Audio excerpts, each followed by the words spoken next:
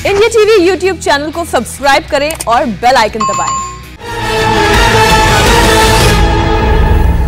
बहुत से लोगों का अब भी यह सवाल है कि वैक्सीन लगने के बावजूद क्यों फिर कोरोना के मामले बढ़ रहे हैं। इसका जवाब स्वास्थ्य मंत्रालय दे रहा है। स्वास्थ्य मंत्रालय ने कहा है कि ऐसे 10,000 लोगों में से सिर्फ 2 या 4 लोगों को इन्फेक्शन हुआ है। प्रोक्योर की हुई वैक्सीन प्राइवेट अस्पतालों को उपलब्ध कराई जाती थी, अब वो उपलब्ध नहीं होगी। जो भी प्राइस प्राइवेट अस्पताल चार्ज करेंगे वैक्सीनेशन के लिए, उसकी मॉनिटरिंग की जाएगी। मॉनिटरिंग की व्यवस्था हम अलग से आपसे साझा करेंगे।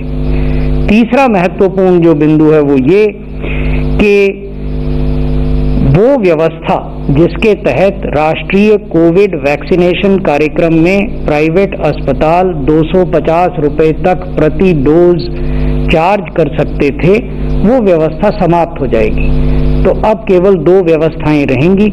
भारत सरकार द्वारा आपूर्ति किए गए वैक्सीन के आधार पर संचालित वैक्सीनेशन सेंटर निःशुल्क वैक्सीन उपलब्ध कराएंगे। Free vaccination would be available in all such vaccination centres which are receiving vaccine doses from Government of India.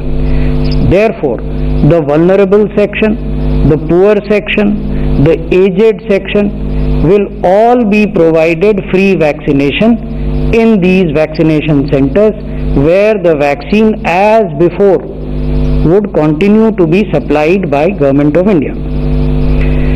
Government of India के द्वारा सप्लाई किए गए वैक्सीन डोजेस के आधार पर चलने वाले वैक्सीनेशन सेंटर्स में आयु की सीमा 45 बरस से ऊपर, हेल्थ केयर वर्कर्स जिनके की सेकेंड डोज अभी छूटे हुए हैं या फर्स्ट डोज भी छूटे हुए हैं, फ्रंट लाइन वर्कर्स रहेंगे। बाकी जो भारत सरकार से अलावा अन्य चैनल्स हैं, यानी राज्य सरकार ने सीधे प्रोक्योर किया या प्राइवेट अस्पतालों ने सीधे प्रोक्योर किया, उसमें 18 बरस से ऊपर के सभी बालिग लोग वैक्सीनेशन करा सकेंगे। इस प्रकार देश की एक बहुत बड़ी जनसंख्या को वैक्सीनेशन की सुविधा उपलब्ध हो जाएगी। जो 5वां सिद्धांत इस स्ट्रैटेजी का है वो ये है कि पूर्व की तरह वैक्सीनेशन फ्री होगा एलिजिबल पॉपुलेशन ग्रुप्स के लिए, जो कि भारत सरकार द्वारा दी गई वैक्सीन के आधार पर संचालित किए जा रहे हैं। जो छठा और बहुत महत्वपूर्ण सिद्धांत है वो ये कि वैक्सीनेशन सेंटर चाहे भारत सरकार से डोजेज ले या वैक्सीन निर्माता से सीधे ले, ये सब के सब भारत सरकार के नेशनल वैक्सीनेशन प्रोग्राम की गाइडलाइन से गवर्न होंगे। यानी इन सबको कोविन डिजिटल प्लेटफॉर्म पर रजिस्टर करना होगा। जो भी लोग वहां वैक्सीन लेने जाते हैं वो या तो कोविन पर एडवांस अपॉइंटमेंट लेकर जाएंगे या ऑन साइट रजिस्ट्रेशन करेंगे। प्रत्येक व्यक्ति को जैसे कि पहले मिलता था डिजिटल वैक्सीनेशन सर्टिफिकेट पहले डोज के बाद और दूसरे डोज के बाद, वो दिया जाएगा। एडवर्स इवेंट फॉलोइंग इम्यूनाइजेशन की रिपोर्टिंग पूर्ववत जारी रहेगी। वैक्सीन के स्टॉक और प्राइस को भी कोविन पर कैप्चर किया जाएगा। तो ये सारी चीजें सब पर लागू होंगी, क्योंकि जो भी कोविड वैक्सीनेशन हो रहा है वो देश के भीतर हो रहा है और देश के भीतर होने वाला कोविड वैक्सीनेशन इन सिद्धांतों से गवर्न होता है।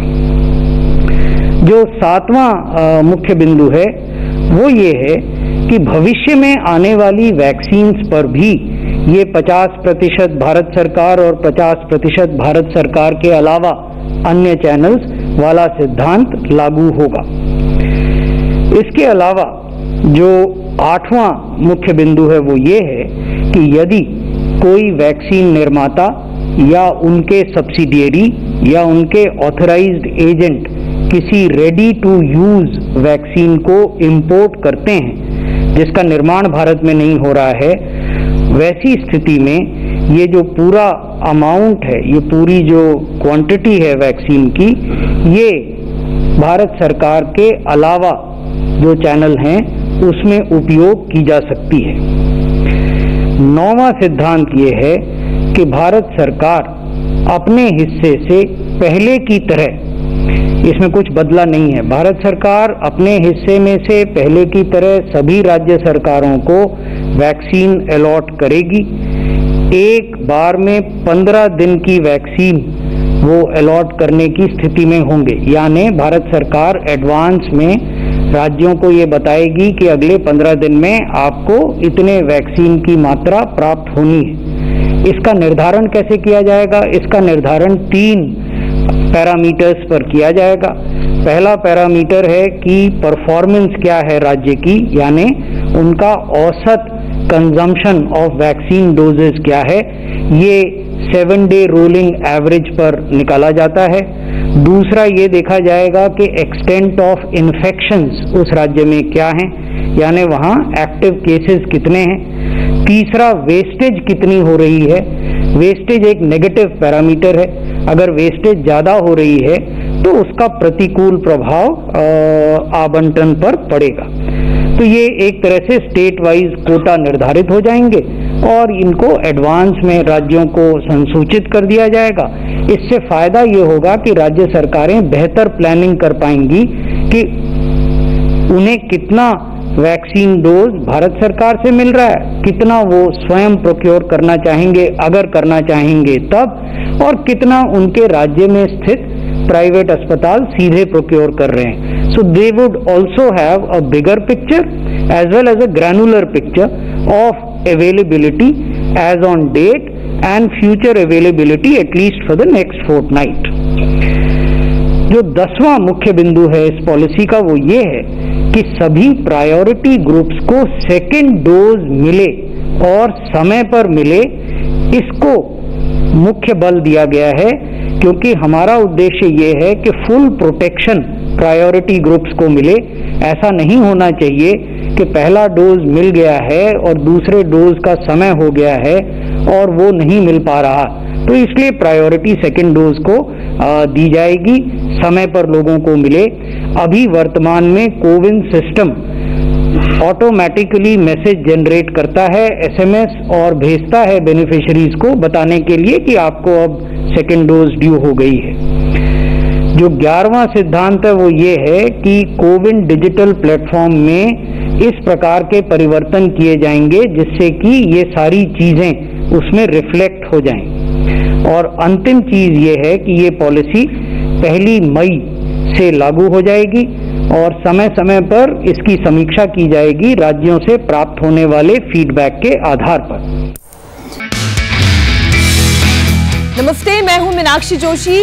वीडियो और खबरों से अपडेट रहने के लिए India TV YouTube channel subscribe करें, बेल आइकन दबाना ना भूलें। जुड़े रहें इंडिया टीवी के साथ।